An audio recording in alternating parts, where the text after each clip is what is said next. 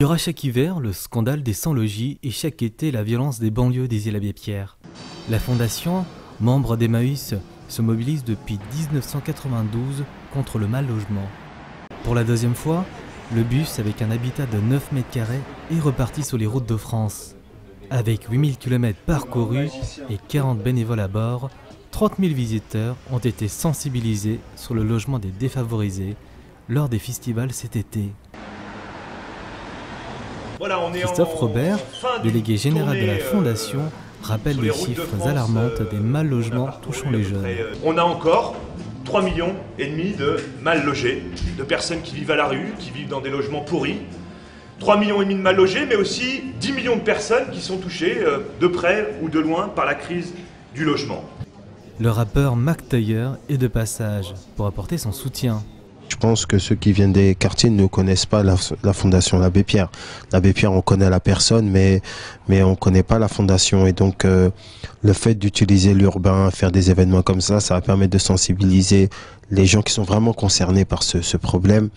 Et ça va créer une genre de passerelle entre les gens qui viennent des quartiers un peu sensibles, mais qui veulent être bien logés, et la Fondation l'Abbé Pierre. Dans quelques jours, la Fondation va prendre ses quartiers à la Cigale.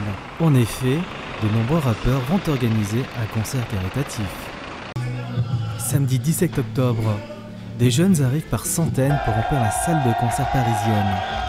Ils viennent entendre les artistes de la nouvelle génération dont Esprit Noir, Linda du Watibé, Sienna, mais également les anciens comme Mokobé, Mac Taylor ou le parent de la soirée du film.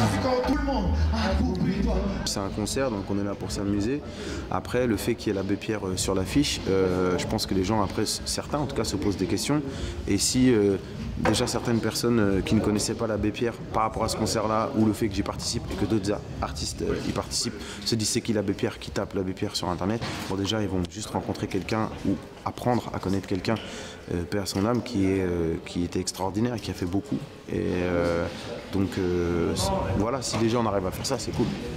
Mais les invités ont aussi des yeux pour l'humoriste Jamel Debbouze, qui avait promis de ne pas faire de vannes en montant sur scène.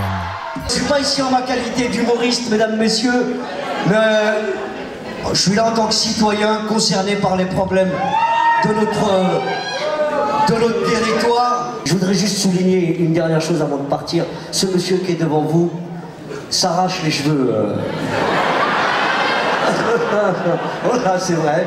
Il s'arrache les cheveux parce qu'il est tous les jours. Pour que des gens puissent vivre décemment. Excuse-moi Christophe de faire allusion à ça, mais comment t'as perdu tes cheveux? Dans une ambiance survoltée, le concert se terminera à 22h30, où même les bénévoles ont droit à leur scène. Avec les ventes de billets à 5 €, toutes les recettes seront versées à la Fondation Abbé Pierre.